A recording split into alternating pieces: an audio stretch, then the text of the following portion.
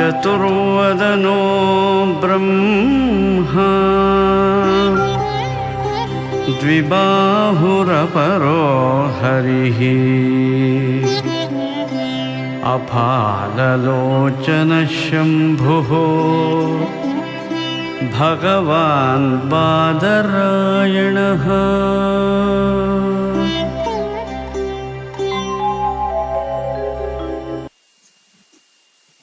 श्री गुरुभ्यो नमः।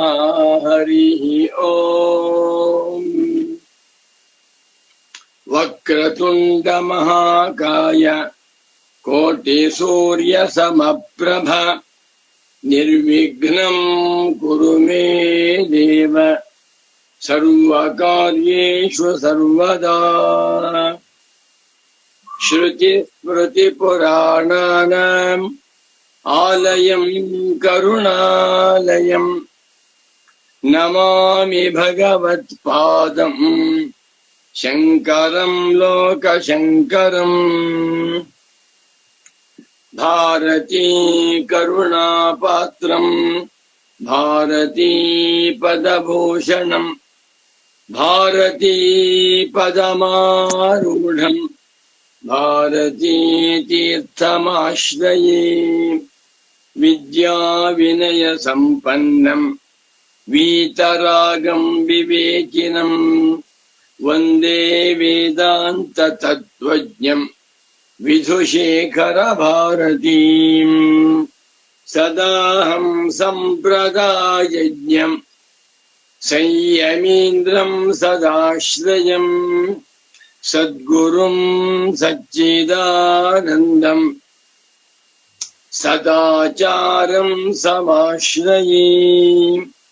शंकराचार्य सच्छिष्यं ज्ञानिराजं तपस्विनं नैष्कर्म्य सिद्धिकर्तारं सुरेश्वरमहं भजे।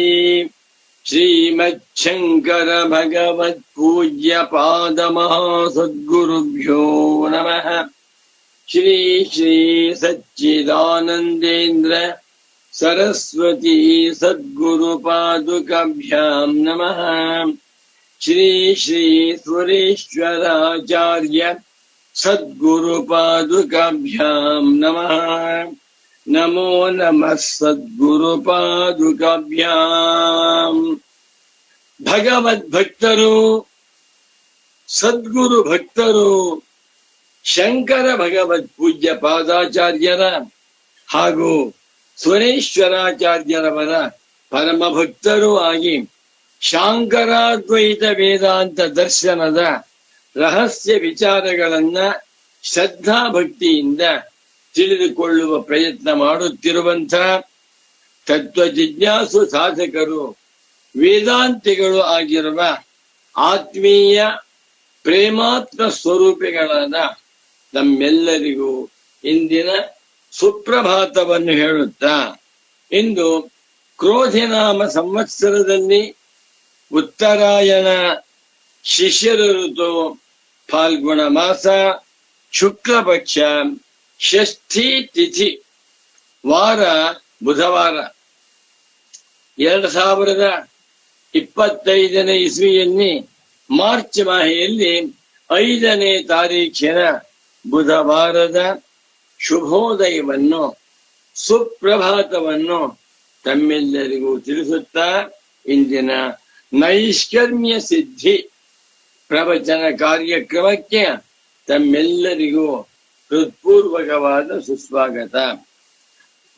ಖಾನಿರಾಜ್ಞಬ್ಧರಿತ್ರಿಯಂತಂ ಸೃಕ್ಫಣೀವೋದ್ಗತಂ ಯತಃ ಧ್ವಾಂತಚ್ಛಿದೇ ನಮಸ್ತಸ್ಮೈ ಹರಯೇ ಬುದ್ಧಿಸಾಕ್ಷಿಣೇ ಅಲಬ್ಧ್ವಾತಿಶಯಂ ಯಸ್ಮಾತ್ ವ್ಯಾವೃತ್ತಾಸ್ತಮವಾದಯಃ ಗರೀಯಸೇ ನಮಸ್ತಸ್ಮೈ ಹರಯೇ ಗರೀಯಸೆ ನಮಸ್ತಸ್ಮೈ ಅವಿದ್ಯಾ ಗ್ರಂಥಿ ಭೇದಿನಿ ನಮೋ ನಮಃ ಸದ್ಗುರು ಪಾದುಕಾಭ್ಯಾಂ.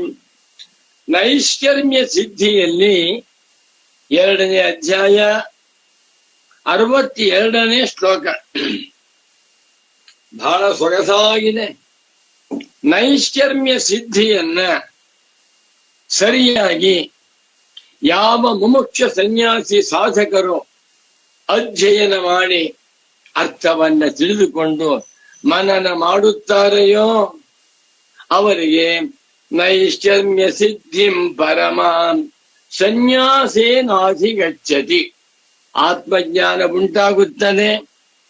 ನೈಷ್ಕರ್ಮ್ಯ ಸಿದ್ಧಿ ಎನ್ನುವಂತ ಮೋಕ್ಷ ಸಾಮ್ರಾಜ್ಯದಲ್ಲಿ ಅಂಥವರು ಅಭಿಷಿಕ್ತರಾಗಿ ಧನ್ಯರಾಗುವುದರಲ್ಲಿ ಸಂಶಯವಿಲ್ಲ. ಅರ್ಥ ಮಾಡ್ಕೊಂಡು ನಿಧಾನ ಒಂದು ಸ್ವಲ್ಪ ಭಾಷೆ ಬಿಗಿಯಾಗಿದೆ, ವಿದ್ವತ್ಪೂರ್ಣವಾಗಿರುವಂತಹ ಗ್ರಂಥವಿದು. 62ನೇ ಶ್ಲೋಕವನ್ನ ನೋಡೋಣ. ಅಸ್ಯ ಪರಿಹಾರ, ವೈನಾಶಿಕರೆಂಬ ಬೌದ್ಧರು ಅದ್ವೈತ ದರ್ಶನದ ಮೇಲೆ ಏನ್ ಆಕ್ಷೇಪಣೆ ಮಾಡಿದ್ದಾರೆಯೋ ಅದಕ್ಕೆ ಪರಿಹಾರವನ್ನು ಕೊಡ್ತಾ ಇದ್ದಾರೆ. ಇವತ್ತು ಆಕ್ಷೇಪಣೆಯನ್ನು ಹೇಳಿದ್ದೇನೆ 60-61ನೇ ಶ್ಲೋಕಗಳಲ್ಲಿ. ಶ್ರೀ ಸುರೇಶ್ವರಾಚಾರ್ಯ ಉವಾಚ ಊರ್ಧ್ವಂ ಗಚ್ಚತಿ ಧೂಮೇಖಂ ಭಿದ್ಯತೆ ಸ್ವಿನ್ನ ಭಿದ್ಯತೆ ನ ಭಿದ್ಯತೆ ಚೇಸ್ತಾತ್ವತ್ವಂ ಭಿದ್ಯತೆ ಚೇದ್ಭಿದಾಸ್ಯಕ. ಬಹಳ ಸುಲಭವಾಗಿದೆ ಶ್ಲೋಕ ನನಗೆ. ಯಾಕೆ? ಸದ್ಗುರುಗಳ ಉಪದೇಶವಾಗಿರೋಣದರಿಂದ ಸಾಮಾನ್ಯ ವಿದ್ವಾಂಸರಿಗೆ ಶ್ಲೋಕವನ್ನು ಓದಕ್ಕೆ ಬರೋದಿಲ್ಲ, ಪದಚ್ಛೇದವಂತೂ ಅರ್ಥವಾಗುವುದೇ ಇಲ್ಲ ಅವನಿಗೆ. ಶ್ರೀ ಸುರೇಶ್ವರಾಚಾರ್ಯ ಉವಾಚ ಊರ್ಧ್ವಂ ಗಚ್ಚತಿ ಧೂಮೇಖಂ ಭಿದ್ಯತೆ ಸ್ವಿನ್ನ ಭಿದ್ಯತೆ ನ ಭಿದ್ಯತೆ ಚೇತ್ ಸ್ಥಾತೃತ್ವಂ ಸ್ಥಾತೃತ್ವಂ ಸ್ಥಾತೃತ್ವಂ ಭಿದ್ಯತೆ ಚೇದ್ವಿಧಾಸ್ಯಕ. ನಮೋ ನಮಃ ಸಚ್ಚಿದಾನಂದೇಂದ್ರ ಸರಸ್ವತಿ ಸದ್ಗುರು ಪಾದುಕಾಭ್ಯಾಂ. ಅಸ್ಯ ಪರಿಹಾರಃ ವರ್ಷಾತಪಾಭ್ಯಾಂ ಕಿಂ ವ್ಯೋಮ್ನಃ ಚರ್ಮಣ್ಯೇವ ತಯೋಃ ಫಲಂ ಚರ್ಮೋಪಮಶ್ಚೇಚ್ಛೋ ನಿತ್ಯಃ ಖತುಲ್ಯಶ್ಚೇದ್ ಅಸತ್ಸಮಃ ಅಂದ್ಬಿಟ್ಟ. ಮಳೆ ಬರ್ತಾ ಇದೆ, ಆಕಾಶಕ್ಕೆ ಏನಾಯ್ತು? ಬಿಸಿಲು ಬರ್ತಾ ಇದೆ, ಆಕಾಶಕ್ಕೆ ಏನಾಯ್ತು? ಆಕಾಶಕ್ಕೆ ಮಳೆಯಿಂದಲಾಗಲಿ ಬಿಸಿಲಿನಿಂದಲಾಗಲಿ ಯಾವ ವಿಕಾರವೂ ಆಗ್ತಾ ಇಲ್ಲ. ಆದರೆ ಚರ್ಮದ ಮೇಲೆ ಆಗ್ತಾ ಇದೆ. ಮಳೆ ಬಂದ್ರೆ ಚರ್ಮ ಒದ್ದಿಯಾಗುತ್ತೆ, ಬಿಸಿಲು ಬಂದ್ರೆ ಚರ್ಮ ಒಣಗುತ್ತೆ. ಈಗ ಆತ್ಮನನ್ನ ನೀವು ಚರ್ಮದಂತೆ ಅಂತ ಹೇಳಿದರೆ ಆತ್ಮ ಅನಿತ್ಯ ಅಂತಾಯ್ತು. ಯಾಕೆ? ಚರ್ಮ ಬದಲಾವಣೆ ಆಗ್ತಾ ಇದೆ. ಬಿಸಿಲು ಬಂದಾಗ ಒಂದು, ಮಳೆ ಬಂದಾಗ ಒಂದು, ಗಾಳಿ ಬಂದಾಗ ಒಂದು. ನಮ್ ಶರೀರ ನಾವೇ ನೋಡ್ಕೊಂಡ್ರೆ ಬದಲಾವಣೆ ಆಗ್ತಾ ಇದೆ. ಆತ್ಮನು ಚರ್ಮದಂತೆ ಇದ್ದಾನೆ, ಅನಿತ್ಯವಾಗ್ತಾನೆ. ಇನ್ನು ಖತುಲ್ಯ ಆತ್ಮನು ಆಕಾಶದಂತೆ ಇದ್ದಾನೆ ಅಂದ್ಬಿಟ್ರೆ ಅಸತ್ತಾಗ್ತಾನೆ. ಅಂದ್ರೇನು? ಆಕಾಶವು ಏನು ವಿಕಾರವಾಗ್ತಾ ಇರೋದ್ರೆ ಆಗ್ತಾನೆ ಎಂದು. ಆದ್ದರಿಂದ ಆತ್ಮನನ್ನ ಅನಿತ್ಯ ಅಂತ ಒಪ್ಕೊಳ್ತೀರಾ, ಅಸತ್ ಪದಾರ್ಥ ಅಂತ ಒಪ್ಕೊಳ್ತೀರಾ ಅಂತ ಕೇಳ್ತಾ ಇದ್ದಾನೆ. ಅದಕ್ಕೆ ಇವರೊಂದು ಉದಾಹರಣೆ ಕೊಡ್ತಾ ಇದ್ದಾರೆ. ಅವನು ಕೊಟ್ಟಂತಹ ಉದಾಹರಣೆಯನ್ನ ತಳ್ಳಿ ಹಾಕುವುದಕ್ಕಾಗಿ ಜ್ಞಾನಿ ಪುಂಗವರಾದ ಸುರೇಶ್ವರಾಚಾರ್ಯರು ಮತ್ತೊಂದು ಉದಾಹರಣೆ ನೋಡಿ. ಶ್ರೀ ಸುರೇಶ್ವರಾಚಾರ್ಯ ಉವಾಚ ಊರ್ಧ್ವಂ ಗಚ್ಚತಿ ಧೂಮೇಖಂ ಭಿದ್ಯತೆ ಸ್ವಿನ್ನ ಭಿದ್ಯತೆ ನ ಭಿದ್ಯತೆ ಚೇತ್ ಸ್ಥಾಸ್ತೃತ್ವಂ ಭಿದ್ಯತೆ ಚೇದ್ಭಿದಾಸ್ಯಕ. ಓಂ ಶಾಂತಿ ಶಾಂತಿ ಶಾಂತಿ. ಶ್ಲೋಕಕ್ಕೆ ಪದವಿ ಭಾಗವನ್ನು ಮಾಡ್ತೇನೆ, ನೋಡ್ಕೊಳ್ಳಿ. ಊರ್ಧ್ವಂ ಗಚ್ಚತಿ ಧೂಮೇ ಖಂ ಭಿದ್ಯತೆ ಸ್ವಿತ್ ನ ಭಿದ್ಯತೆ ನ ಭಿದ್ಯತೆ 10 ಚೇತ್ ಸ್ಥಾಸ್ನುತ್ವಂ ಭಿದ್ಯತೆ ಚೇತ್ ಭಿದಾ ಅಸ್ಯ ಕ. 17 ಪದಗಳಿಂದ ಸಿದ್ಧವಾಗಿರುವ ಶ್ಲೋಕವಿದು. ಇಲ್ಲಿ ಓದುವಾಗ ಒಂದು ತರಹ, ಅರ್ಥ ಮಾಡಿಕೊಳ್ಳುವಾಗ ಮತ್ತೊಂದು ತರಹ. ಹೇಗೆ ಓದಬೇಕು ಅಂದ್ರೆ 8 ಅಕ್ಷರಗಳಿಗೆ ಒಂದೊಂದು ಯತಿಯಂತೆ ಓದಬೇಕು. ಯಾಕೆಂದ್ರೆ ಇದು ಅನುಷ್ಠುಪ್ ಛಂದಸ್ಸು. ಅನುಷ್ಠುಪ್ ಛಂದಸ್ಸಿನ ಲಕ್ಷಣವೇನು? ಪಂಚಮಂ ಲಘು ಸರ್ವತ್ರ, ಸಪ್ತಮಂ ದ್ವಿಚತುರ್ಥಯೋ, ಷಷ್ಠಂ ಗುರು ವಿಜಾನೀಯಾತ್ ಏತತ್ ಶ್ಲೋಕಸ್ಯ ಲಕ್ಷಣಂ. 8 ಅಕ್ಷರಗಳಿಗೆ ನಿಲ್ಲಿಸಬೇಕು, ಅರ್ಥ ನೋಡಬಾರದು.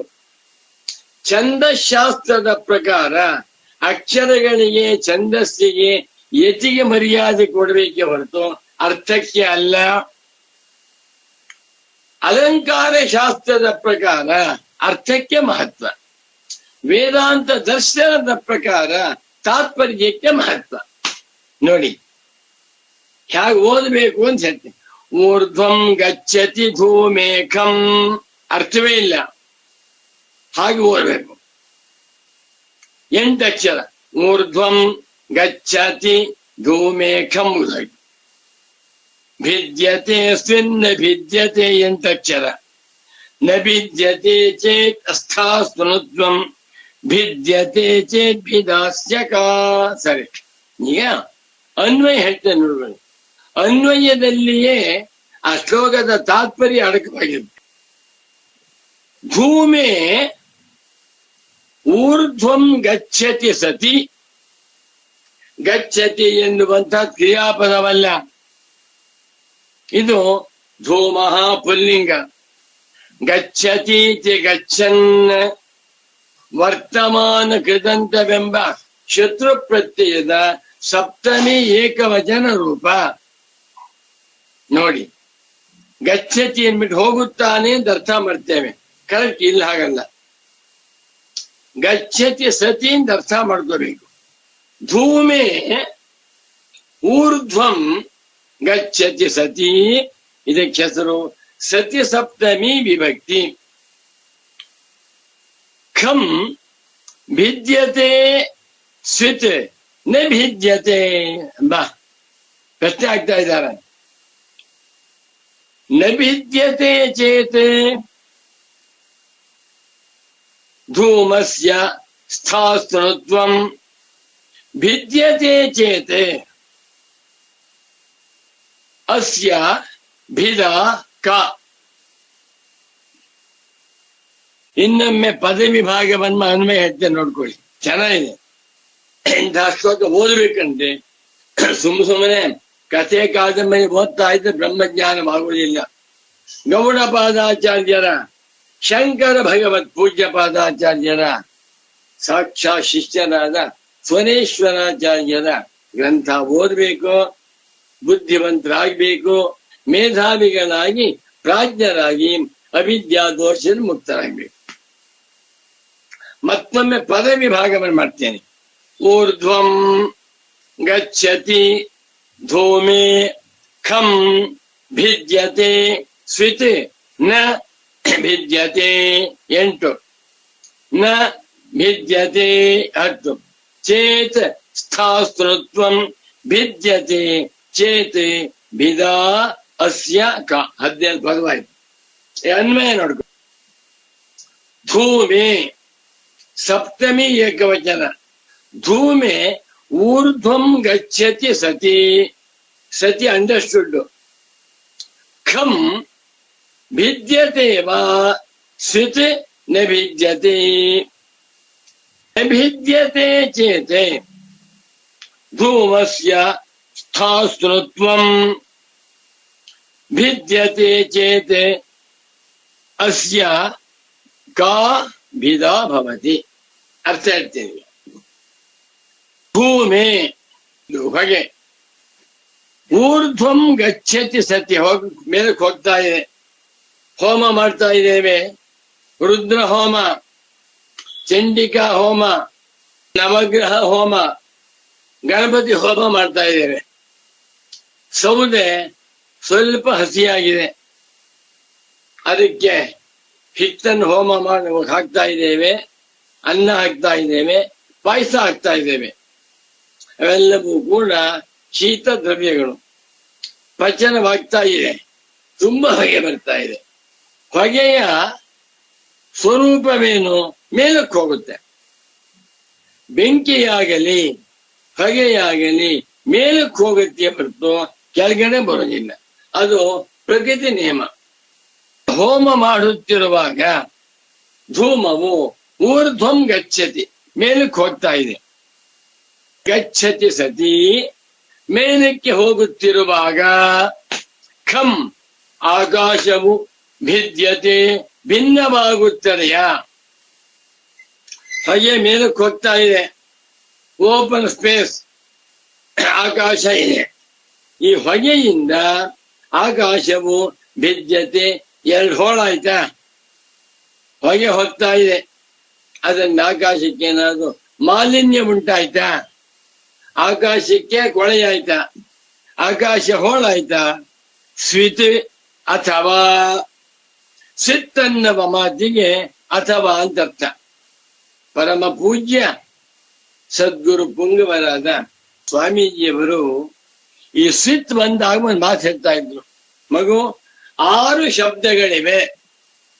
ಅಥವಾ ಅಂತ ಹೇಳುವುದಕ್ಕೆ ಸಂಸ್ಕೃತ ಸಾಹಿತ್ಯದಲ್ಲಿ 6 ಪದಗಳಿವೆ ಅಂತ ಹೇಳಿದ್ರು ನಮ್ಗೆ. ಯಾವ್ಯಾವುದು? ಅಥ, ಅಥವಾ, ವಾ, ಆಹೋ, ಆಹೋ ಸ್ವಿತು, ಸ್ವಿತ್. ಜ್ಞಾಪಕ ಬಂದ್ಬಿಡ್ತು. 6 ಪದಗಳು ಅವ್ಯಯ ಪದಗಳು. ರಾಮ ಆಗಚ್ಚತಿ, ಸ್ವಿತಿ ನ ಆಗಚ್ಚತಿ. ಸೀತಾ ಅರಣ್ಯೇ ಅಸ್ತಿ ವಾ ನಾಸ್ತಿ. ಹೀಗೆ 6 ಶಬ್ದಗಳನ್ನ ಅಥವಾ ಎನ್ನುವಂತ ಅರ್ಥದಲ್ಲಿ ಸಂಸ್ಕೃತದಲ್ಲಿ ಬಳಸುತ್ತಾರೆ ಎನ್ನುವುದಕ್ಕೆ ಇದೊಂದು ಉದಾಹರಣೆ ಕೊಟ್ಟಿದ್ದು. ಆಕಾಶವು ಭಿದ್ಯತೆ ಸ್ವಿತ್ ನ ಭಿದ್ಯತೆ, ಭಿದ್ಯತೆ ವಾ ನ ಭಿದ್ಯತೆ ವಾ.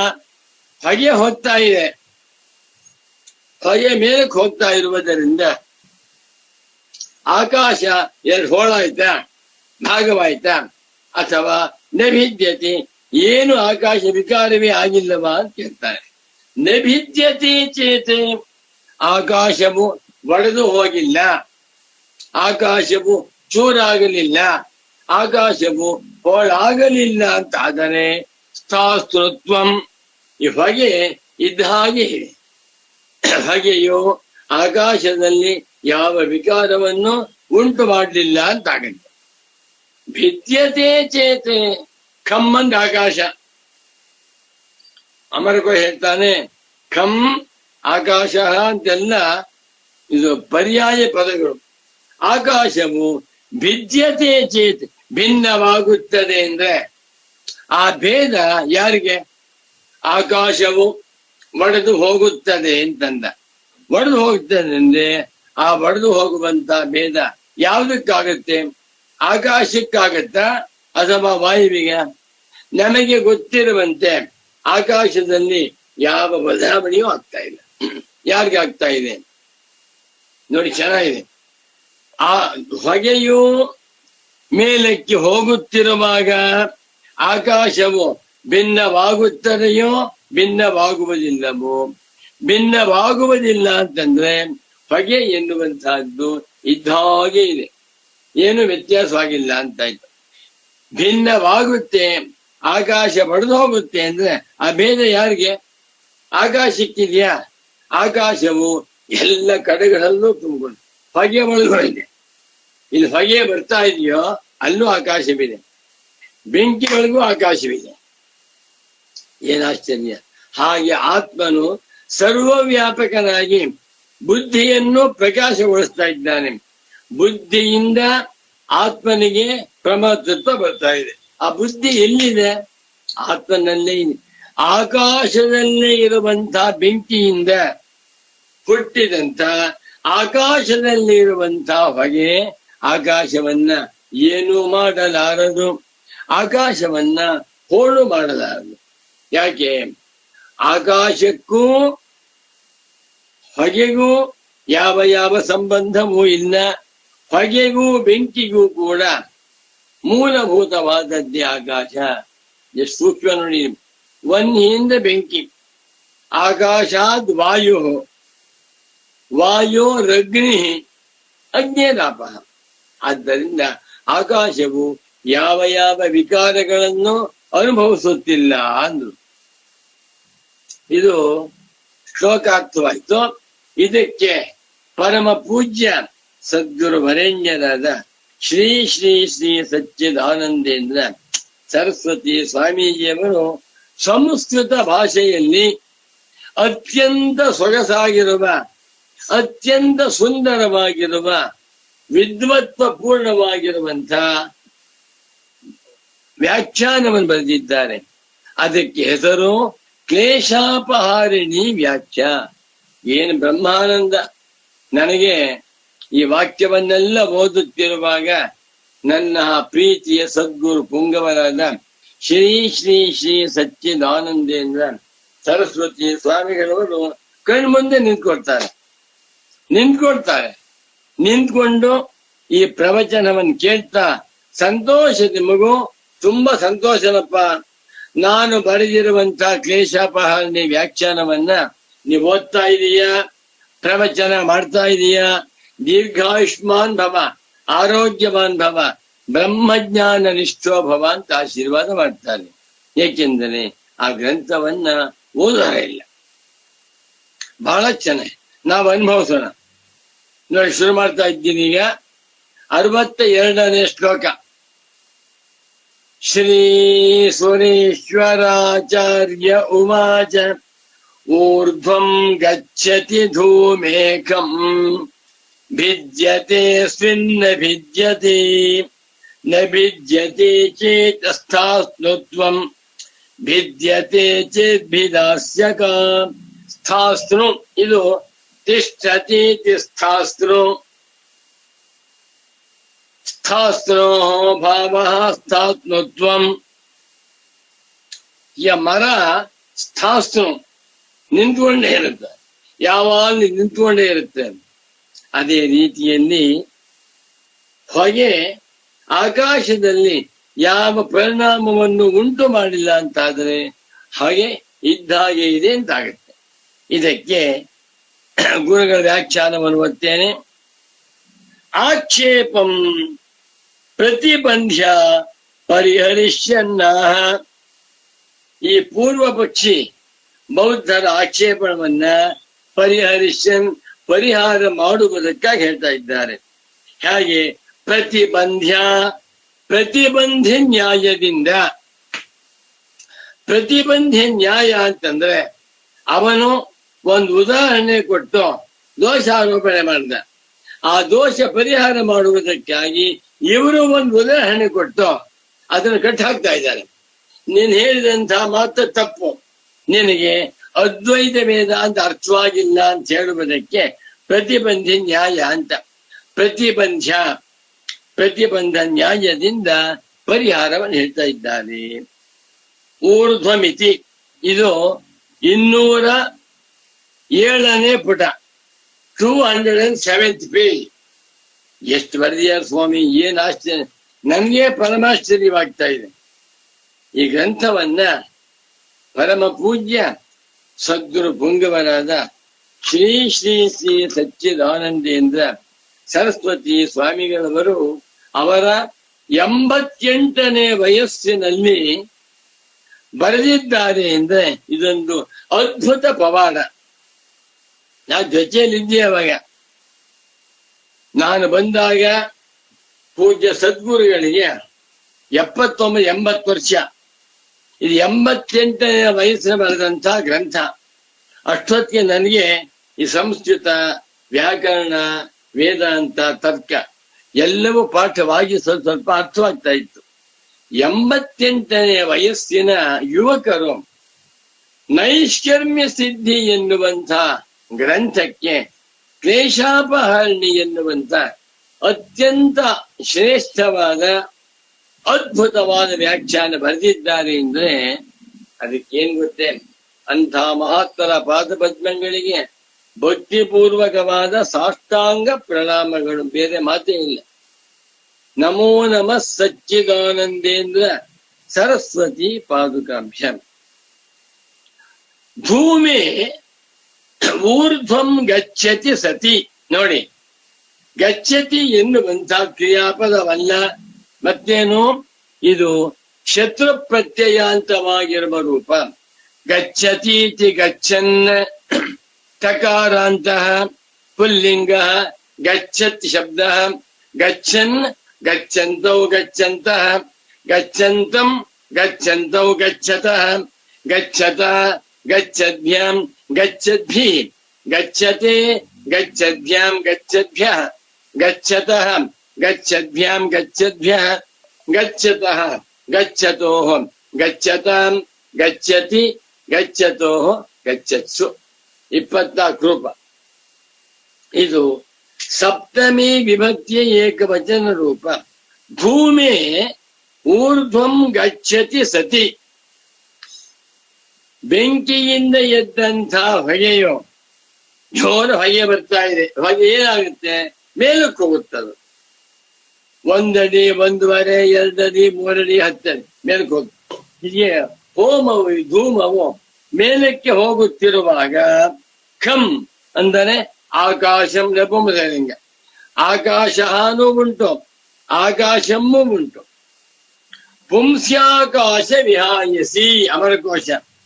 ಬಾ, ಆಕಾಶ ಶಬ್ದ ಪುಲ್ಲಿಂಗದಲ್ಲೂ ಇದೆ, ನಪುಂಸಕಲಿಂಗದಲ್ಲೂ ಇದೆ. ಪೂಜ್ಯ ಸದ್ಗುರುಗಳು ಖಂ ಎಂದರೆ ಆಕಾಶವೂ, ಭಿದ್ಯತೆ ಬಿದೀರ್ಯತೆ ಸೀಳಿ ಹೋಗುತ್ತದೆಯ, ಹೊಗೆ ಮೇಲಕ್ಕೆ ಹೋಗ್ತಾ ಇದೆ. ಆಕಾಶ ಉಂಡೆಯಾಗಿರುವಂತ ಆಕಾಶದ ಮಧ್ಯೆ ಹೊಗೆ ಹೋಗ್ತಾ ಇದ್ರೆ ಆಕಾಶ 2 ಭಾಗವಾಯ್ತಾ? ಉದಾಹರಣೆ ಕೊಡ್ತೇನೆ. ಒಂದು ಚಾಕು ಇದೆ ಅಥವಾ ಖಡ್ಗ ಇದೆ. ಆ ಖಡ್ಗದಿಂದ ಒಂದು ಮರವನ್ನು ಕತ್ತರಿಸಿದಾಗ 2 ಹೋಳಾಗತ್ತೆ, ಮೇಲೊಂದು ಕೆಳಗೊಂದು ಅಂತ ಆಗುತ್ತೆ. ಸೌತೆಕಾಯಿ ಇದೆ, ಸೌತೆಕಾಯಿ ಉಂಡಕ್ಕಿರುತ್ತೆ, 1 ಅಡಿ ಇದೆ. ಅದನ್ನು ಚಾಕುವಿನ ಕತ್ತರಿಸಿದಾಗ ಚಾಕು ಅದರಲ್ಲಿ ಪ್ರವೇಶ ಮಾಡಿ ಆ ಸೌತೆಕಾಯಿಯನ್ನ 2 ಹೋಳು ಮಾಡುತ್ತೆ. ಹೌದಾ? ಅದು ಆಕಾಶವನ್ನ ನೀ ಚಾಕು ತಗೊಂಡು ಸೌತೆಕಾಯಿ ತುಂಡು ಮಾಡಿದೆ, ಆಕಾಶ ತುಂಡಾಯ್ತಾ? ಎಷ್ಟಾಶ್ಚರ್ಯ.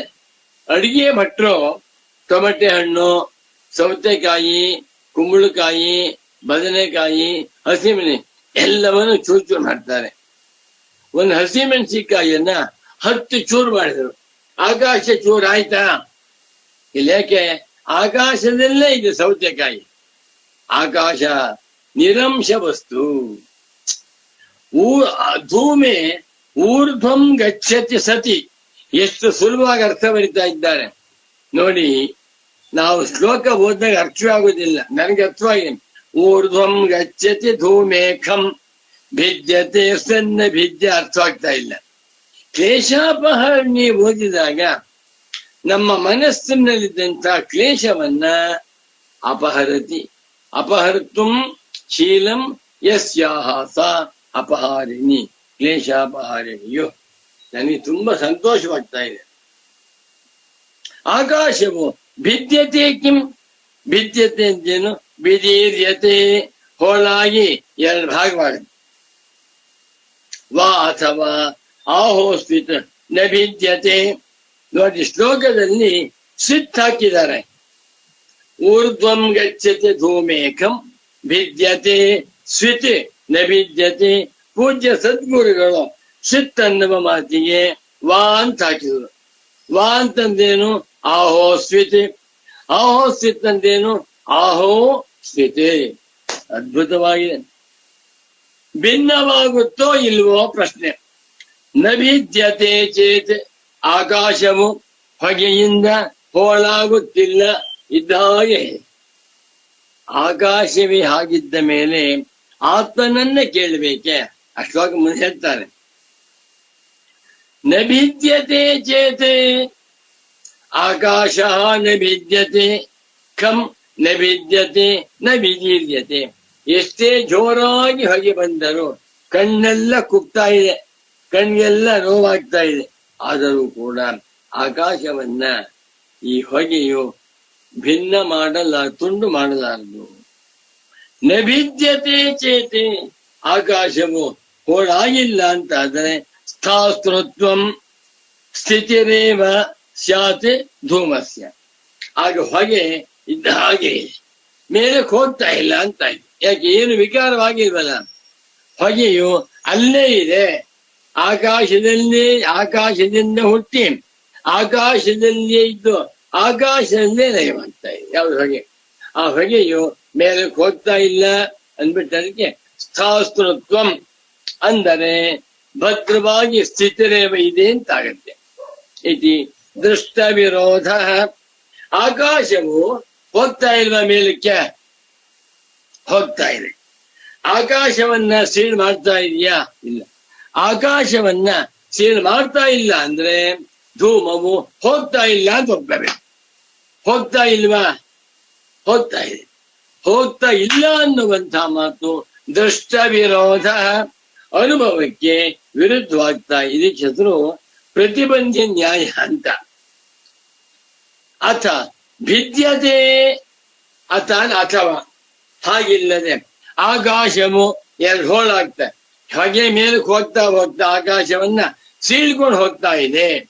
ಎಡಗಡೆ ಆಕಾಶ ಬಲ್ಗಡೆ ಆಕಾಶ ಅಂತೇಳಿ ಎರಡು ಹೋಳಾಯ್ತು ಅಂತ ಒಪ್ಕೊಂಡ್ರೆ ಆಗ ಧೂಮಸ್ಯ ಗಮನೇನ, ಹೊಗೆಯ ಗಮನದಿಂದ ಹೊಗೆ ಮೇಲಕ್ಕೆ ಹೋಗುತ್ತಿರುವುದರಿಂದ ಆಕಾಶದಲ್ಲಿ ವಿಕಾರವಾಗಿದೆ ಅಂತಂದ್ರೆ ತಸ್ಮಿನ್ ಪಕ್ಷೆ ಕಾಸ್ಯ ಭೇದ. ಈ ಭೇದ ಯಾರಿಗೆ? ಕಾ ಅಸ್ಯ ಭೇದ. ಆಕಾಶ ನಿಜವಾಗಿಯೂ ಕೂಡ ಬಡಿದು ಹೋಗ್ತಾ ಇದೆಯಾ? ಅದು ಅನುಭವ ವಿರುದ್ಧವಾಗ್ತಾ ಇದೆ.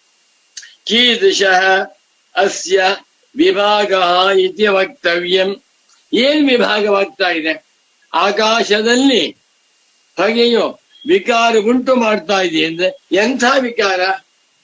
ಆಕಾಶವನ್ನ ಹೊಡಿತಾ, ಆಕಾಶಕ್ಕೆ ಕೊಳೆ ಉಂಟು ಮಾಡ್ತಾ, ಆಕಾಶಕ್ಕೆ ಕಪ್ಪು ಬಣ್ಣ ಉಂಟು ಮಾಡ್ತಾ ಏನೂ ಆಗಿಲ್ಲ. ಆಕಾಶಕ್ಕೆ ಭೇದವಾಗಿದೆ ಅಂತಂದ್ರೆ ಅದು ದೃಷ್ಟ ವಿರೋಧ, ಅನುಭವ ವಿರುದ್ಧವಾಗ್ತದೆ. ತತ್ವ ನೈವ ಶಕ್ಯಂ ನಿರ್ವಕ್ತಂ. ನೋಡಿ, ಹೊಗೆಯಿಂದ ಆಕಾಶದಲ್ಲಿ ಏನೋ ಒಂದು ವಿಕಾರವಾಗಿದೆ ಅಂದ್ರೆ ಎಂಥ ವಿಕಾರ ಅಂತೀವಿ? ಆಕಾಶವನ್ನ ತುಂಡು ಮಾಡ್ತಾ, ಆಕಾಶ ಎರಡು ಭಾಗವಾಯ್ತಾ, ಆಕಾಶ ಕೊಳೆ ಅನ್ಕೊಳ್ತಾ, ಆಕಾಶವನ್ನ ಕಪ್ಪು ಮಾಡ್ತಾ ಅಂದ್ರೆ ಯಾವುದೂ ಇಲ್ಲ. ಇದು ಏನ್ ಹೇಳುವುದಕ್ಕೂ ಸರಿಯಾಗುವುದಿಲ್ಲ. ಆಕಾಶಸ್ಯ ವಿಭಾಗೇ ವಿಭಕ್ತಾವಯವಯೋ ಅಂತರ ಅನಾಕಾಶ ಪ್ರಸಂಗಾದಿತ್ಯರ್ಥ. ಶ್ರೀರಾಮಚಂದ್ರ ಆಕಾಶವನ್ನ ಹೊಗೆಯು ಸೀಳು ಬಿಟ್ಟಿದೆ ಅಂತಂದ್ರೆ ಆಕಾಶಸ್ಯ ವಿಭಾಗೇ ಸತಿ, ಈ ಹೊಗೆಯಿಂದ ಆಕಾಶಕ್ಕೆ ವಿಭಾಗವಾಗಿದೆ ಅಂತ ಬಂದ್ಬಿಟ್ರೆ ಆಗ ವಿಭಕ್ತಾವಯವ, ಬಿಡಿ ಬಿಡಿಯಾಗಿರುವಂತ ಅನೇಕ ಅವಯವಗಳಿವೆ ಅಂದ್ರೆ ಆಗ ಆಕಾಶವೇ ಅಲ್ಲ. ಆಕಾಶ ಅಂದ್ರೇನು? ಆಕಾಶವತ್ ಸರ್ವಗತಶ್ಚ ನಿತ್ಯ. ಆಕಾಶ ಎನ್ನುವ ಮಾತಿಗೆ ಪರಿಪೂರ್ಣವಾಗಿರುವ ಅವಯವವಿಲ್ಲದೆ ಇರುವಂತ ತತ್ವ ಅಂತರ್ಥ. ಹೀಗೆ ಎರಡೂ ರೀತಿಯಲ್ಲಿ ದೋಷ ಉಂಟಾಗುತ್ತದೆ ಅಂತ ಒಂದು ದೃಷ್ಟಾಂತ ಕೊಟ್ಟು ಮುಂದಕ್ಕೆ ಹೋಗರೆ. 2ನೇ ಶ್ಲೋಕ ಹೇಳ್ತಾ ಇದ್ದೀನಿ. 63ನೇ ಶ್ಲೋಕ. ಇತ್ಯೇತತ್ ಪ್ರತಿಪತ್ಯರ್ಥಮಾಹ. ಈ ಮೇಲಿನ ಶ್ಲೋಕದಲ್ಲಿ ಹೇಳಿರುವ ವಿಷಯವನ್ನೇ ಪ್ರತಿಪತ್ಯರ್ಥಂ ತಿಳಿಸುವುದಕ್ಕಾಗಿ ಇನ್ನೊಂದು ಮುಂದಿನ ಶ್ಲೋಕವನ್ನ 63ನೇ ಶ್ಲೋಕವನ್ನು ಹೇಳ್ತಾ ಇದ್ದಾನೆ. ಶ್ರೀ ಸುರೇಶ್ವರಾಚಾರ್ಯ ಉವಾಚ ಅವಿಕ್ರಿಯಸ್ಯ ಭೋಕ್ತೃತ್ವಂ ಸ್ಯಾದಹಂ ಬುದ್ಧಿ ವಿಭ್ರಮಾತ್ ನವ್ಯಾನ ವಿಭ್ರಮಾದ್ಯದ್ವತ್ ನಗೇಶು ಗತಿ ಕಲ್ಪನಂ. ಬಾ ಜೋರಾಗಿ ಬಹಳ ಆನಂದವಾಗ್ತದೆ. ನಿಜವಾದ ಇಡ್ಲಿ ಹೊಟ್ಟೆ ಹಸ್ತಿರೋರಿಗೆ ಇಡ್ಲಿ ಬೇಕಲ್ವೇ? ಹಾಗೆ ಯಾರಿಗೆ ವೇದಾಂತ ಬುಭುತ್ಸ ಇದೆಯೋ, ವೇದಾಂತ ಜಿಜ್ಞಾಸ ಇದೆಯೋ ಅಂತವರಿಗೆ ವಿಚಾರ ಪ್ರಧಾನವಾಗಿರುವಂತ ಆಹಾರವನ್ನ ಒದಗಿಸಿ ಕೊಡುತ್ತಿದ್ದಾರೆ ಸುರೇಶ್ವರಾಜು. ನನಗೆ ತುಂಬಾ ಸಂತೋಷ, ತುಂಬಾ ಸಂಕಟ, ತುಂಬಾ ಸಂತೋಷ. ಯಾಕೆ? ಎಷ್ಟು ಚೆನ್ನಾಗಿ ಭಗವತ್ಪಾದ ಸುರೇಶ್ವರಾಚಾರ್ಯರವರು ಆತ್ಮನಲ್ಲಿ ಪ್ರಮಾತೃತ್ವವಿಲ್ಲ, ಅಹಂಕಾರದ ಸಂಬಂಧದಿಂದಲೇ ಆತ್ಮನಲ್ಲಿ ಪ್ರಮಾತೃತ್ವ ತೋರ್ತಾ ಇದೆ. ಆತ್ಮನು ಪ್ರಮಾತ ಪ್ರಮಾಣ ಪ್ರಮೇಯ ಭೇದರಹಿತನಾಗಿ ಪ್ರಮಾತ ಪ್ರಮಾಣ ಪ್ರಮೇಯಗಳನ್ನು ಬೆಳಗುತ್ತಿದ್ದಾನೆ ಎನ್ನುವಂತಹ ವಿಚಾರವನ್ನ ಎಷ್ಟು ಸುಂದರವಾಗಿ ಹೇಳ್ತಾ ಇದ್ದಾರೆ. ಇದು ಅದ್ವೈತ ವೇದಾಂತ. ಸಂತೋಷ, ಸಂಕಟ, ಇಂಥ ನೈಷಮ್ಯ ಸಿದ್ಧಿ ಗ್ರಂಥವನ್ನ ಓದೋರೇ ಇಲ್ವಲ್ಲ, ಇದನ್ನು ಕುರಿತು ಪ್ರವಚನ ಮಾಡೋರೇ ಇಲ್ವಲ್ಲ, ಪ್ರಚಾರ ಮಾಡ್ತಾ ಇಲ್ವಲ್ಲ ಅಂತ ನನ್ನ ಮನಸ್ಸಿಗೆ ಸಂಕಟವಾಗ್ತಾ ಇದೆ. ಸೊಗಸಾದ ಶ್ಲೋಕ. ಶ್ಲೋಕಕ್ಕೆ ಪದ ವಿಭಾಗವನ್ನು ಮಾಡ್ತೇನೆ, ಗುರ್ತು ಮಾಡ್ಕೊಂಬಿಡಿ. ಅವಿಕ್ರಿಯಸ್ಯ ಭೋಕ್ತೃತ್ವಂ ಸ್ಯಾತ್ ಅಹಂ ಬುದ್ಧಿ ವಿಭ್ರಮಾತ್. 4 ಪದಗಳು. ಪೂರ್ವಾರ್ಧದಲ್ಲಿ 4 ಪದ. ನವ್ಯಾನ ವಿಭ್ರಮಾತ್ 5, ಯದ್ವತ್ 6, ನಗೇಶು 7, ಗತಿಕಲ್ಪನಂ 8. 4 + 4. ಪೂರ್ವಾರ್ಧದಲ್ಲಿ 4 ಪದಗಳು, ಉತ್ತರಾರ್ಧದಲ್ಲಿ 4 ಪದಗಳು. ಒಟ್ಟು ಈ ಶ್ಲೋಕದಲ್ಲಿ 8 ಪದಗಳಿವೆ. ಒಂದು ವಿಚಾರ, ನಮ್ಮ ಮೇಲೆ ನಮ್ಮ ಸದ್ಗುರುಗಳ ಅನುಗ್ರಹ ಇದೆ ಎನ್ನುವುದ ಪ್ರಮಾಣವೇನು? 100 ಜನ ಶಿಷ್ಯರಿದ್ದಾರೆ ಗುರುಗಳಿಗೆ, ಎಲ್ಲರ ಮೇಲೂ ಪ್ರೀತಿ ಇದೆ ಗುರುಗಳಿಗೆ. ಆ ಶಿಷ್ಯರಿಗೆ ಗುರುಗಳ ಮೇಲೆ ಪರ್ಸೆಂಟೇಜ್ ಪ್ರೀತಿ. ಅವನಿಗೆ ನನ್ಗೆ 80% ಪ್ರೀತಿ ಇದೆ ಗುರುಗಳ ಮೇಲೆ. ಇನ್ನೊಮ್ಮೆ ಹೇಳ್ತಾನೆ 92% ಭಕ್ತಿ ಇದೆ. ಇನ್ನೊಮ್ಮೆ ಹೇಳ್ತಾನೆ ನಾನು 10% ಭಕ್ತಿ ಅವ್ರ ಮೇಲೆ. ವಿಶ್ವಾಸ ಏನೋ ಇದೆ, ಭಕ್ತಿ ಇದೆ. ಎಷ್ಟು % ಅಪ್ಪ?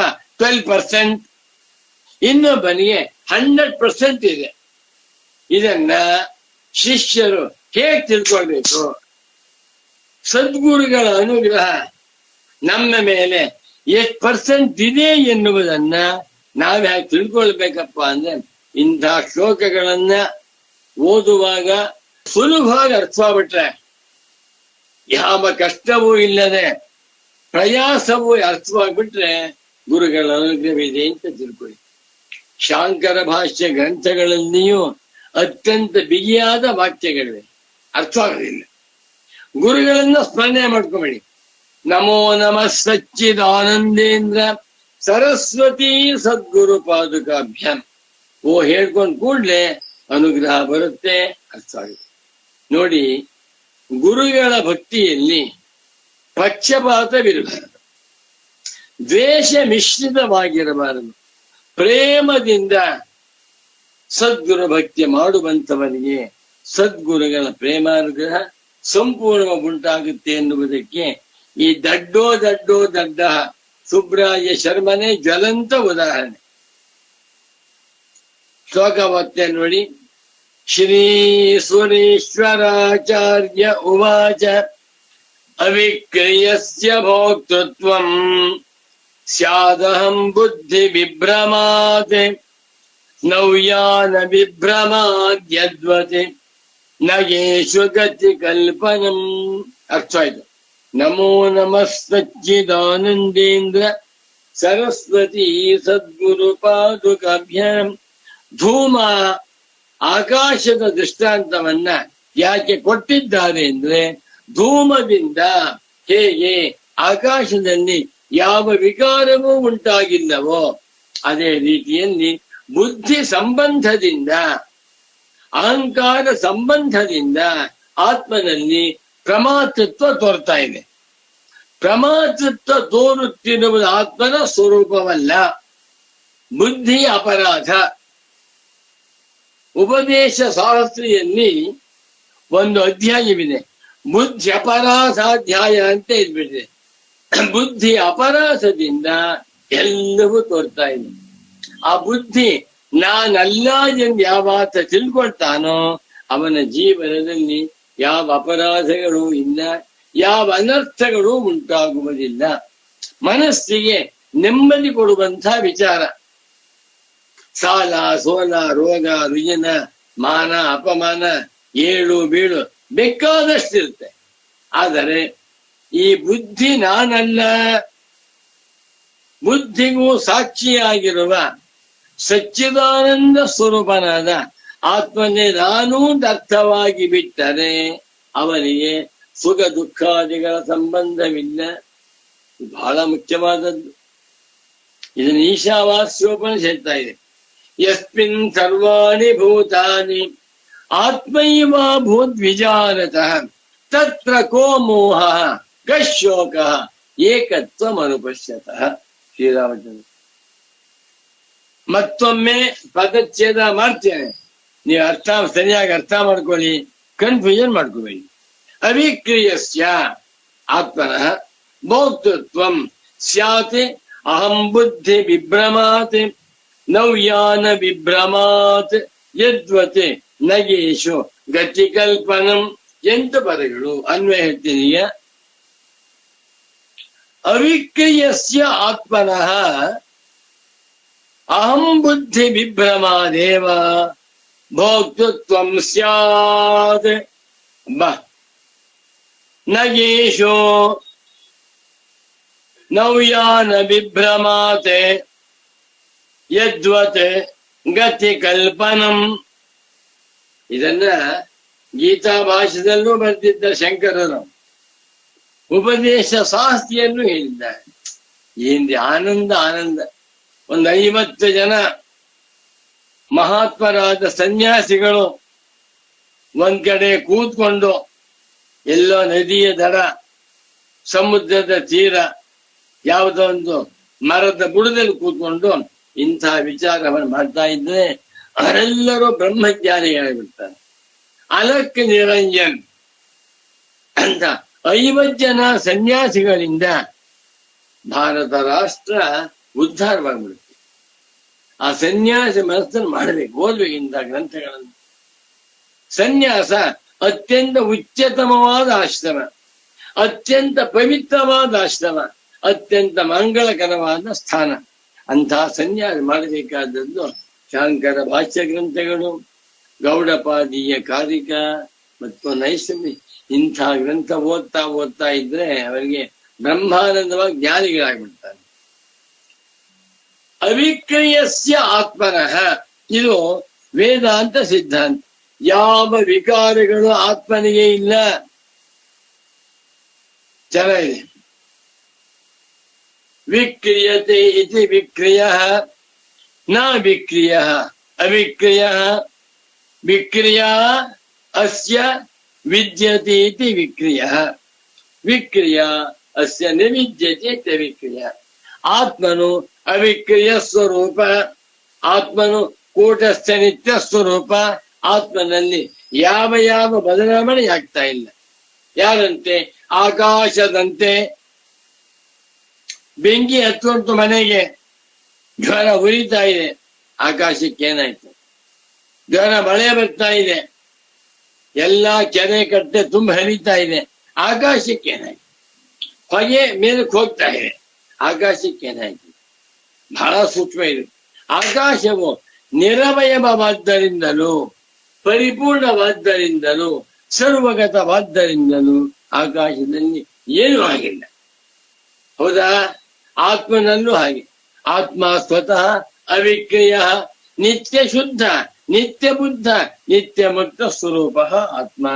ಇಂಥ ಅವಿಕ್ರಿಯನಾದ ಆತ್ಮನಲ್ಲಿ ಭೋಕ್ತೃತ್ವ ತೋರ್ತಾ ಇದೆ. ನಾನು ಭೋಕ್ತ. ಸಾಂಖ್ಯರು ಆತ್ಮನಲ್ಲಿ ಕರ್ತೃತ್ವವಿಲ್ಲ, ಭೋಕ್ತೃತ್ವವಿದೆ ಏನ್ಬಿಟ್ರು. ಅದನ್ನ ನೋಡಿದಂತ ಜನಗಳು, ಅಬ್ಬಾ ಸಾಂಖ್ಯರು ಎಷ್ಟು ಬುದ್ಧಿವಂತರಪ್ಪ ಅಂದ್ರು. ಶಂಕರಾಚಾರ್ಯರು ಅವರಿಗಿಂತಲೂ ಬುದ್ಧಿವಂತರು. ಆತ್ಮನಿಗೆ ಹೇಗೆ ಕರ್ತೃತ್ವವಿಲ್ಲವೋ ಭೋಕ್ತೃತ್ವವೂ ಇಲ್ಲ. ಇದನ್ನ ನನ್ನ ಪ್ರೀತಿಯ ಸದ್ಗುರು ಪುಂಗವನಾದ ಸ್ವಾಮಿಜಿಯವರು ಕಾಪಿಲ ಸಾಂಖ್ಯ ದರ್ಶನ, ವೇದಾಂತ, ಅದ್ವೈತ ದರ್ಶನ ಅನ್ನುವಂತ ಭಾಗ ಮಾಡಿ ಎಲ್ಲ ಬರ್ಸಿದ್ರು ಪಾಯಿಂಟ್ಸ್. ಯಾವಾಗ 60 ವರ್ಷಕ್ಕೆ ಮುಂಚೆ ಒಂದ್ ಮಾತು ಹೇಳ್ತೇನೆ. ಕಿನ್ನಾಮ ಭೋಕ್ತೃತ್ವಂ ಭುಂಕ್ತಿ ಇತಿ ಭೋಕ್ತ ತಸ್ಯ ಭೋಕ್ತು ಭೋಕ್ತು ಭಾವ ಭೋಕ್ತೃತ್ವಂ. ಸಾಂಖ್ಯರು ತುಂಬಾ ಬುದ್ಧಿವಂತರು, ತುಂಬಾ ದಡ್ಡರು, ಪ್ರಚಂಡ ಬುದ್ಧಿ ಮೇಧಾವಿಗಳು, ಪ್ರಚಂಡ ದಡ್ಡರು. ಆತ್ಮನಲ್ಲಿ ಕರ್ತೃತ್ವವಿಲ್ಲ ಅಂದ್ರು. ಬಹಳ ದೊಡ್ಡ ವಿಚಾರ ಇದು. ಮೀಮಾಂಸಕರೇ ಮುಂತಾದವರು ಆತ್ಮನನ್ನು ಕರ್ತ ಅಂತ ಕರೆದರೆ ಅದು ತಪ್ಪು. ಕರ್ತೃತ್ವ ಆತ್ಮನಲ್ಲಿ ಇಲ್ಲ. ಕರ್ತೃತ್ವ ಎನ್ನುವಂತಹದ್ದು ಪ್ರಕೃತಿಯಲ್ಲಿ ಉಂಟು. ಪ್ರಕೃತಿ ಕರ್ತೃ, ಆತ್ಮ ಭೋಕ್ತ ಅಂತ ಮಾಡಿ. ಇದನ್ನ ಕಂಡು ಮೀಮಾಂಸಕರೇ ಮುಂತಾಗಿರುವಂತಹ ದರ್ಶನಕಾರರಿಗೆ ಪರಮಾಶ್ಚರ್ಯವಾಗಿ, ಅಬ್ಬಾ ಅಬ್ಬಾ ಎಂಥ ಮೇಧಾವಿಗಳು. ಸಾಂಖ್ಯ ಹೇಳ್ತಾರೆ, ನಾನೇ ಬುದ್ಧಂತೂ ಅನ್ಕೊಂಡಿದ್ದೆವು. ಸಾಂಖ್ಯರ ವಿಮರ್ಶೆಯನ್ನ ನೋಡಿದಾಗ ಸಾಂಖ್ಯರು ಪ್ರಚಂಡರು. ಇಡೀ ಪ್ರಪಂಚದಲ್ಲಿ ಸಾಂಖ್ಯರಂಥ ಪ್ರಚಂಡರು ಯಾರೂ ಇಲ್ಲ ಅಂದ್ಬಿಟ್ರು ಮೀಮಾಂಸಕರು. ವೇದಾಂತಿಗಳು ಮಾಡಿದ್ರು ಏನಂತ? ಸಾಂಖ್ಯರು, ಕಾಪ್ಯದ ಸಾಂಖ್ಯರು ಆತ್ಮನನ್ನ ಭೋಕ್ತವೇ ಹೊರತು ಕರ್ತೃವಲ್ಲ ಅಂತ ಹೇಳ್ತಾ ನೋಡಿದ್ರು. ಅಬ್ಬಾ ಸಾಂಖ್ಯರು ಎಂಥ ಮೇಧಾವಿಗಳು, ಎಷ್ಟು ಬುದ್ಧಿವಂತ ಹೊಗಳಿದ್ರು. ಪಕ್ಕದಲ್ಲಿ ಸಾಂಖ್ಯರು ಎಂಥ ದಡ್ಡರು, ಸಾಂಖ್ಯರು ಎಂಥ ಅಜ್ಞರು ಅಂದ್ಬಿಟ್ರು. ಏನ್ ನೀವು ಹೊಗಳ್ತಾ ಇದೀರ ಮತ್ತೆ ತೆಗಳ್ತಾ ಇದೀರಲ್ಲ ಅಂದ್ರೆ, ಮೀಮಾಂಸಕರಿಗಿಂತ ಸಾಂಖ್ಯರು ತುಂಬಾ ತುಂಬಾ ಬುದ್ಧಿವಂತರು. ಆತ್ಮನಲ್ಲಿ ಕರ್ತೃತ್ವವಿಲ್ಲ ಅಂದ್ರಲ್ಲ, ಅದ್ಭುತ. ಆದರೆ ಅವರು ದಡ್ಡರು. ಭೋಕ್ತೃತ್ವ ಉಂಟು ಅಂದ್ಬಿಟ್ರು. ನನ್ನ ಸ್ವಾಮಿಗಳು ಪೂಜ್ಯ ಸದ್ಗುರು ಹೇಳ್ತಾ ಇದ್ರು ನನಗೆ, ಮಗು ಭೋಕ್ತೃತ್ವ ಅಂದೇನಪ್ಪ? ಭೋಗ ಕರ್ತೃತ್ವಂ. ನೋಡಿ, ಭೋಕ್ತೃತ್ವದಲ್ಲಿಯೂ ಕೂಡ ಕರ್ತೃತ್ವ ಉಂಟು. ಈಗ ಕೆಲವು ವೃದ್ಧ ದಂಪತಿಗಳಿರ್ತಾರೆ ಬೆಂಗಳೂರಿನಲ್ಲಿ, ಮಕ್ಕಳೆಲ್ಲ ಅಮೇರಿಕ, 4 ಜನ ಮಕ್ಕಳಿದ್ದಾರೆ, 2 ಗಂಡು 2 ಹೆಣ್ಣು. 2 ಹೆಣ್ಮಕ್ಳು ಅಮೇರಿಕ ಜರ್ಮನಿ, 2 ಗಂಡು ಮಕ್ಕಳು, ಒಬ್ಬ ಕೆನಡಾ ಇನ್ನೊಬ್ಬ ರಷ್ಯಾ ಅಥವಾ ಜರ್ಮನಿ ಹೋಗಿರ್ತಾರೆ. ಯಾರೂ ಇಲ್ಲ. ವಯಸ್ಸಾದಂತ ದಂಪತಿಗಳಿದ್ದಾರೆ. ಆ ಮಕ್ಕಳು ದಂಪತಿಗೆಲ್ಲ ಅನುಕೂಲವನ್ನು ಮಾಡಿಕೊಟ್ಟು ಅಡಿಗೆ ಭಟ್ಟ ಗೊತ್ತು ಮಾಡ್ಕೊಟ್ಬಿಟ್ಟು 1 ತಿಂಗಳಿಗೆ 50,000 ರೂಪಾಯಿ ಕೊಡ್ತಾರೆ ಅಡಿಗೆ ಭಟ್ಟರಿಗೆ. ನಮ್ಮ ತಂದೆ ತಾಯಿಗಳಿಗೆ 3 ಹೊತ್ತು ಕೂಡ ಬಿಸಿ ಬಿಸಿಯಾಗಿ ತಿಂಡಿ ಊಟ ಸಪ್ಲೈ ಮಾಡಿ ಅಂತ ಹೇಳ್ತಾರೆ, ತಂದು ಕೊಡ್ತಾರೆ. ಈ ದಂಪತಿಗಳಿಗೆ ಒಬ್ರು 80 ವರ್ಷ, ಹೆಂಡತಿಗೆ ಗಂಡನಿಗೆ 85 ವರ್ಷ. ಅಡಿಗೆ ಮಾಡ್ತಾ ಇಲ್ಲ. ಅವ್ರು ಬಂದು ಅಡಿಗೆ ತಂದು ಕೊಡ್ತಾರೆ, ಊಟ ಮಾಡ್ತಾರೆ. ಊಟ ಮಾಡುವುದು ಒಂದು ಕರ್ತೃತ್ವವೇ. ಅಡಿಗೆ ಮಾಡುವುದು ಹೇಗೆ ಒಂದು ಕರ್ತೃತ್ವವೋ, ಅಡಿಗೆ ತಂದಿಟ್ರು ಊಟ ಮಾಡ್ದಾಗಾಯ್ತಾ, ಆ ಕುಕ್ಕರ್ ಓಪನ್ ಮಾಡ್ಬೇಕು, ಅದೊಂದು ಕರ್ತೃತ್ವ. ಟೇಬಲ್ ಹಾಕೋಬೇಕು, ಎಂತ ಟೇಬಲ್ ಅದು, ಡೈನಿಂಗ್ ಟೇಬಲ್ ಹಾಕೋಬೇಕು, ಅದೊಂದು ಕರ್ತೃತ್ವ. ತಟ್ಟೆ ಇಟ್ಕೋಬೇಕು, ಅದೊಂದು ಕರ್ತೃತ್ವ. ಅನ್ನವನ್ನೆಲ್ಲ ಹಾಕೋಬೇಕು, ಅದೊಂದು ಕರ್ತೃತ್ವ. ಊಟ ಮಾಡಿ ಕೈನಿಂದ ಅನ್ನವನ್ನ ತೆಗೆದುಕೊಂಡು ಬಾಯಲ್ಲಿ ಹಾಕೊಂಡು ಜಗಿಬೇಕು, ರುಚಿ ಮಾಡಬೇಕು. ಇದು ಒಂದು ಕರ್ತೃತ್ವ ಅಂತ ಹೇಳ್ತಾ ಇದ್ರು ಪೂಜ್ಯರಾದ ಸದ್ಗುರುಗಳು. ನಾನು ಪಾಠ ಮಾಡುವಾಗ ಸಾಂಖ್ಯರು ತುಂಬಾ ಬುದ್ಧಿವಂತರು, ತುಂಬಾ ದಡ್ಡರು, ಆತ್ಮನಿಗೆ ಕರ್ತೃತ್ವವಿಲ್ಲ ಅಂತಾರೆ, ಭೋಕ್ತೃತ್ವ ಉಂಟು ಅಂತಾರೆ. ಕಿನ್ನಾಮ ಭೋಕ್ತೃತ್ವ, ಭೋಕ್ತೃತ್ವ ಅಂದೇನು? ಅಲ್ಲೂ ಕೂಡ ಭೋಗ ಕರ್ತೃತ್ವಂ. ಗಂತೃತ್ವಂ ಅಂದೇನು? ಗಮನ ಕರ್ತೃತ್ವಂ. ದೃಷ್ಟತ್ವಂ ಅಂದೇನು? ದರ್ಶನ ಕರ್ತೃತ್ವಂ. ಅಬ್ಬಾ, ಅರ್ಥ ಆಗ್ತಾ ಇದೆ ಅಲ್ವಾ? ಎಲ್ಲಾ ಕಡೆಗಳಲ್ಲಿಯೂ ಕರ್ತೃತ್ವ ಇದೆ, ಅರ್ಥವಾಗಿಲ್ಲ. ಆತ್ಮನು ಏನೂ ಮಾಡ್ತಾ ಇಲ್ಲ, ಕೇವಲ ಫಲವನ್ನು ಅನುಭವಿಸ್ತಾ ಇದ್ದಾರೆ. ಅನುಭವಿಸುವುದು ಎನ್ನುವುದು ಕೂಡ ಒಂದು ಸೂಕ್ಷ್ಮವಾದ ಕರ್ತೃತ್ವ.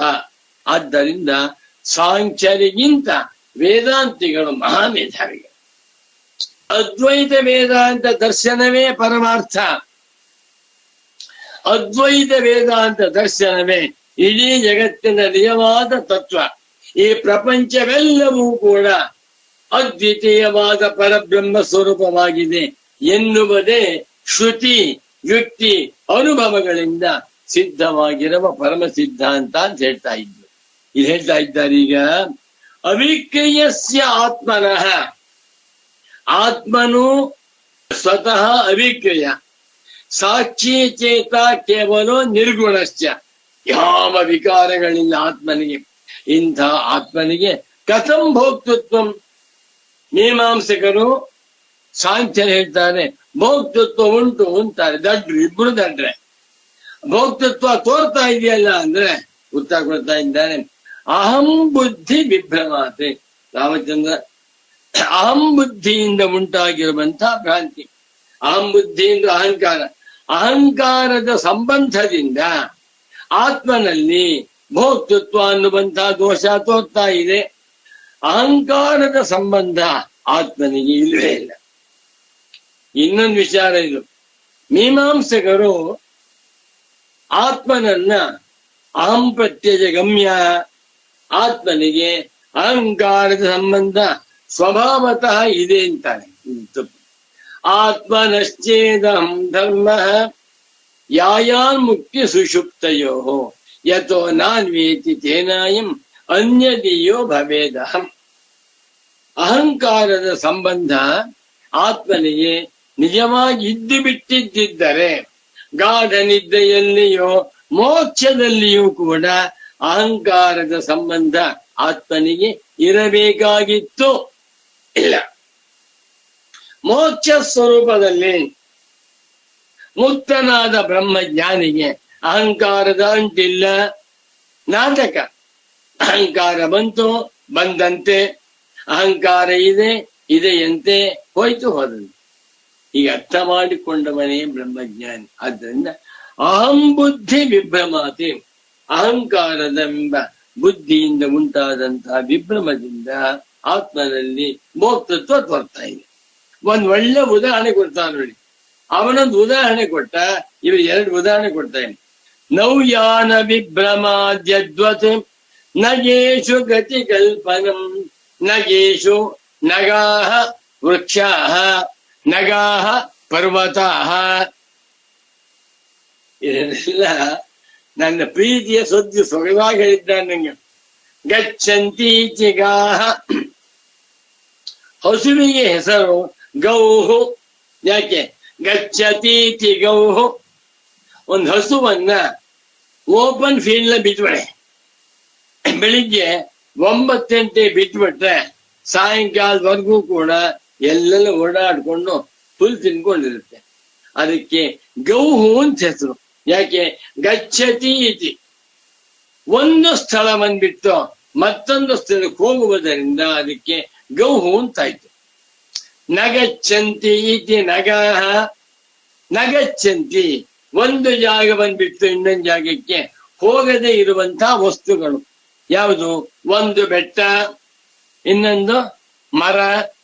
ಅಗಜಾನನ ಪದ್ಮಾರ್ಕಂ ಗಜಾನನ ಮಹರ್ನಿಶಂ ಅನೇಕದಂ ತಂ ಭಕ್ತಾನಾಂ ಏಕದಂತಂ ಉಪಾಸ್ಮಹೆ. ಅಲ್ಲಿ ಅಗಜಾನನಂ ಚೆನ್ನಾಗಿದೆ. ಅಗ ಅನ್ನಬಮ, ಅಗ ನಗ ಎಲ್ಲ ಬಂದಿ ಅರ್ಥ. ಗಚ್ಚತೀತಿ ಗಹ, ನಗಚ್ಚತೀತಿ ನಗಃ, ನಗಚ್ಚತೀತಿ ಅಗಹ ವೃಕ್ಷಃ. ನಯೇಶು ಮರಗಳಲ್ಲಿ, ಯದ್ವತು ಹೇಗೆ, ನವ್ಯಾನ ವಿಭ್ರಮಾತೆ ನವ್ವನ್ನು ಹಡಗು, ಹಡಗಿನ ಯಾನ ಹೋಗುವಿಕೆಯ ವಿಭ್ರಮದಿಂದ ಗತಿ ಕಾಣಿಸುತ್ತಿದೆಯೋ. ಉದಾಹರಣೆ ಕೊಡೋಣ. ಟ್ರೈನಲ್ಲಿ ಹೋಗ್ತಾ ಇರ್ತೇವೆ, ಒಂದು ಕಾಡು, ಕಾಡಿನ ಮಧ್ಯೆ ರೈಲ್ವೆ ಹಾಕ್ಬಿಟ್ಟು ಟ್ರೈನ್ ಹೋಗುವ ಮಾಡಿದ್ದಾರೆ. ಒಂದು 10 ಕಿಲೋಮೀಟರ್ ಉದ್ದ ಇದೆ, ಎರಡ್ಗಡೆ ಮರಗಳಿವೆ. ಟ್ರೈನ್ ಹೋಗ್ತಾ ಇದ್ರೆ ಟ್ರೈನ್ ಹೋಗೋದು ನಮಗೆ ಕಾಣಿಸೋದೇ ಇಲ್ಲ, ಮರ ಹೋಗುವಾಗ ಕಾಣಿಸುತ್ತೆ. ಟ್ರೈನ್ ಮುಂದಕ್ಕೆ ಹೋಗ್ತಾ ಇದ್ರೆ ಮರಗಳು ಆ ಕಡೆಯಿಂದ ಹಿಂದಕ್ಕೆ ಹೋಗುವಾಗ ಕಾಣಿಸುತ್ತೆ. ಹೌದಾ? ಅನುಭವದಲ್ಲಿ ಇದೆಯಾ ಅಲ್ವಾ? ನೋಡಿ, ಇನ್ನು ಒಂದು ಈ ಕಾರ್ ಓಡಿಸ್ಬೇಕು, ನನ್ನ ಅನುಭವ ಇದೆ. ಕಾರ್ ಓಡಿಸ್ಬೇಕಾದ್ರೆ ನಾವು ಕಾರ್ ನಿಲ್ಸಿರ್ತೇವೆ, ಸ್ಟಾಪ್ ಮಾಡಿರ್ತೇವೆ. ಮುಂದಿನ ಕಾರ್ ಹೋಗ್ತಾ ಇದ್ರೆ ನಮ್ ಕಾರ್ ಹೋಗ್ತಾ ಇದೆ ಅಂತ ಭ್ರಮ ಆಗುತ್ತೆ ನಮ್ಗೆ. ನಿಮ್ ಅನುಭವ ಇದೆ ಅಲ್ವಾ? ನಮ್ ಕಾರು ಸ್ಥಾತು ನಿಂತು ಬಿಟ್ಟಿದೆ, ಪಕ್ಕದ ಸ್ವಲ್ಪ ಹಿಂದ್ ಮುಂದಕ್ಕಾದ್ರೆ ಅಯ್ಯಯ್ಯೋ ನಾ ಬ್ರೇಕ್ ಹಾಕಿದ್ದೀನಿ, ನನ್ ಕಾರ್ ಹಿಂದ್ ಮುಂದಕ್ಕೆ ಆಗ್ತಾ ಇದೆಯಲ್ಲ ಅನ್ಸುತ್ತೆ. ಇದಕ್ಕೇನ್ ಹೆಸರು? ಭ್ರಮೆ. ನಿಜವಾಗಿ ಗಿಡ ಮರಗಳಾಗಲಿ ಬೆಟ್ಟ ಗುಡ್ಡಗಳಾಗಲಿ ಅಲ್ಲಾಡ್ತಾ ಇಲ್ಲ, ಅವಾಗ ಹೆಸರೇ ನಗ, ನಗಚ್ಚಂತಿ. ಆದರೆ ನೌಯಾನ ವಿಭ್ರಮ, ನೌ ಹಡಗಿನ, ಯಾನ ಯಾ ಪ್ರಾಪಣೆ ಧಾತು ಹೋಗುವಿಕೆಯ ವಿಭ್ರಮದಿಂದ ಭ್ರಮೆಯಿಂದ ನಮಗೆ ಗತಿ ಕಲ್ಪನಂ, ಗತಿ ಇಲ್ಲದೆ ಇರುವಂತಹ ಮರಗಳಲ್ಲಿ ಗತಿ ತೋರ್ತಾ ಇದೆ ಅಲ್ವೇ? ಅದೇ ರೀತಿಯಲ್ಲಿ ಆತ್ಮನಲ್ಲಿ ಭೋಕ್ತೃತ್ವವಿಲ್ಲ, ಕರ್ತೃತ್ವವಿಲ್ಲ. ಅರ್ಥ ಮಾಡಿ, ಕರ್ತೃತ್ವ ಭೋಕ್ತೃತ್ವಗಳೆಲ್ಲವೂ ಕೂಡ ಬುದ್ಧಿ ಅಪರಾಧದಿಂದ ಆಗ್ತಾ ಇವೆ. ಅದಕ್ಕೆ ಅಧ್ಯಾಸ ಅಂತ ಹೆಸರು. ಬ್ರಹ್ಮಜ್ಞಾನಿಯು ಅಧ್ಯಾಸವನ್ನು ಮೀರಿ ಹೋಗಿದ್ದಾನೆ, ಅಧ್ಯಾಸ ಕೂತ್ಕೊಂಡಿಲ್ಲ. ಎಲ್ಲ ಜ್ಞಾನಿಗಳು ಕೂಡ ಅಧ್ಯಾಸಲ್ಲೇ ಕೂತ್ಕೊಂಡಿದ್ದಾರೆ. ಯಾರಿಗೆ ಬುದ್ಧಿ ಅಧ್ಯಾಸ ಉಂಟೋ ಅಂಥವರೆಲ್ಲರಿಗೂ ಒಂದು ಹೆಸರು ಅಜ್ಞಾಹ, ಮೂಢಾಹ, ಪ್ರಮೂಢಾಹ, ಮಂದಾಹ, ಬಾಲಾಹ, ಅವಿವೇಕಿನಃ. ಅವರು ಎಷ್ಟು ದೊಡ್ಡವರಾಗಿರ್ಲಿ, ಕೋಟಿ ಕೋಟಿ ಐಶ್ವರ್ಯವಂತರಾಗಿರ್ಲಿ, 18 ಭಾಷೆಗಳಲ್ಲಿ ಪ್ರವಚನ ಪಟುಗಳಾಗಿರ್ಲಿ, 1000 ಗ್ರಂಥವನ್ನು ಬರೆದಿರ್ಲಿ, ಅವರು Bharat Ratna, Nobel prize winner ಆಗಿರ್ಬಹುದು. ತುಂಬಾ ಸಂತೋಷ. ಅಹಂಕಾರದ ಸಂಬಂಧ ಉಂಟು ಅಂತ ತಿಳ್ಕೊಂಡಿದ್ದಾರಾ? ಹೌದು. ಹಾಗಾದ್ರೆ ಅಜ್ಞಾನಿಗಳು. ಇನ್ನೊಬ್ಬ ಇದ್ದಾನೆ, ನಾನು ಅಹಂಕಾರವಲ್ಲ, ಅಹಂಕಾರ ಕಲ್ಪಿತವಾದ ತತ್ವ, ನನ್ಗೆ ಅಹಂಕಾರದ ಸಂಬಂಧವಿಲ್ಲ ಅಂತ ಯಾವತ್ತ ತಿಳ್ಕೊಂಡಿದ್ದಾನೋ ಅವನು ಕೌಪಿನವನ್ನು ಕಟ್ಕೊಂಡು ಭಿಕ್ಷುಕನಾಗಿರಲಿ, ರಮಣ ಮಹರ್ಷಿಗಳಂತೆ ತಿರುಗನಾಗಿರಲಿ. ರಮಣ ಮಹರ್ಷಿಗಳು ಭಿಕ್ಷುಕರು, ಏನು ಇಲ್ಲ. ಅಂಥವರನ್ನ ಹೆಸರು ಬ್ರಹ್ಮಜ್ಞಾನಿಗಳು ಅಂತ ಕರಿತೇನೆ. ಅದು ಬಹಳ ಚೆನ್ನಾಗಿದೆ. ಗುರುಗಳ ವ್ಯಾಖ್ಯಾನವನ್ನು ಓದ್ತೇನೆ, ನನಗೆ ಬ್ರಹ್ಮಾನಂದ ಸಾಕು. ನಾಳೆ ಮಾಡೋಣ. ಓಂ ಶಾಂತಿ ಶಾಂತಿ ಶಾಂತಿ.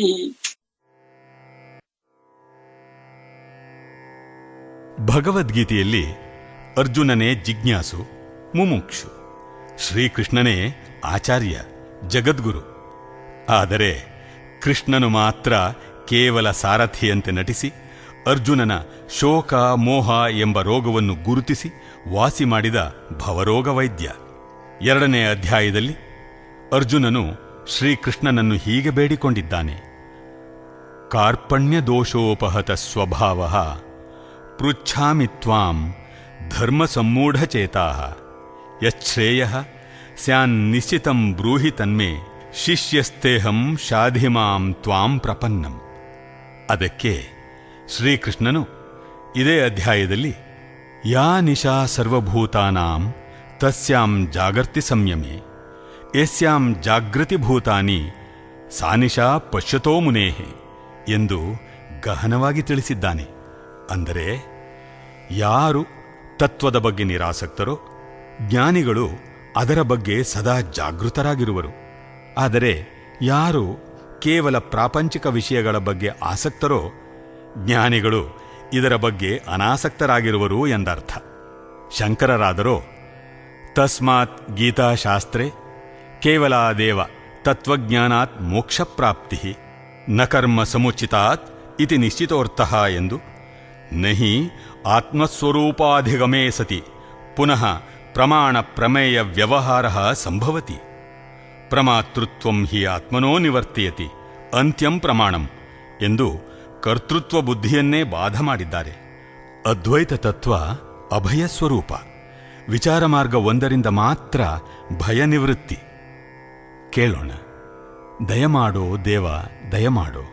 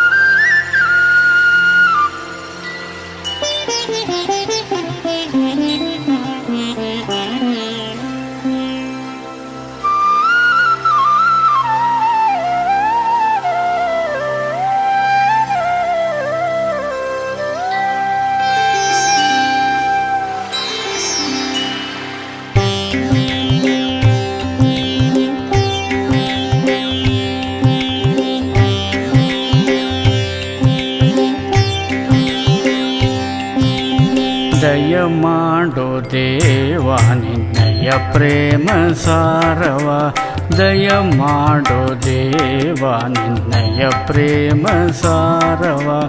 ಭಯಶೂನ್ಯವಾದ ನಿರ್ದ್ವಯತಾ ವಿಚಾರವ, ಭಯಶೂನ್ಯವಾದ ನಿರ್ದ್ವಯತಾ ವಿಚಾರವ. ದಯಮಾಡೋ ದೇವ ನಿನ್ನಯ ಪ್ರೇಮ ಸಾರವ, ದಯಮಾಡೋ ದೇವ.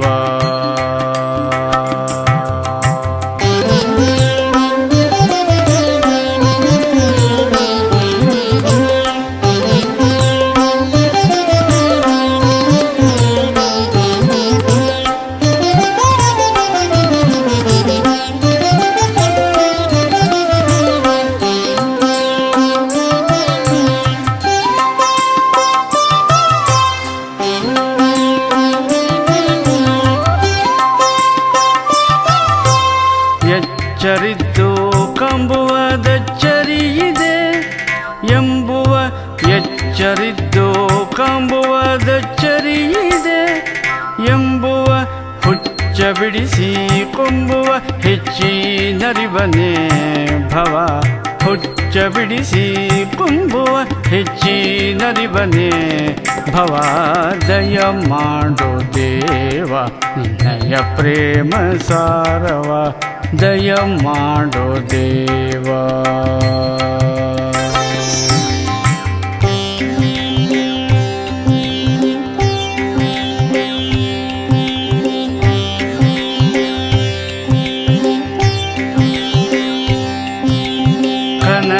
ಕನಸೆಂದಿದೆಲ್ಲವ ನೆನೆಸುತ್ತೆ ಸಲ್ಲುವ, ಕನಸೆಂದಿದೆಲ್ಲವ ನೆನೆಸುತ್ತೆ ಸಲ್ಲುವ. ಬಿನದದೆ ನಿಲ್ಲುವ ಮನಸೊಂದನೆ ಭವ, ಬಿನದದೆ ನಿಲ್ಲುವ ಮನಸೊಂದನೆ ಭವ. ದಯಮಾಡೋ ದೇವ ನಿನ್ನಯ ಪ್ರೇಮ ಸಾರವ, ದಯಮಾಡೋ ದೇವ.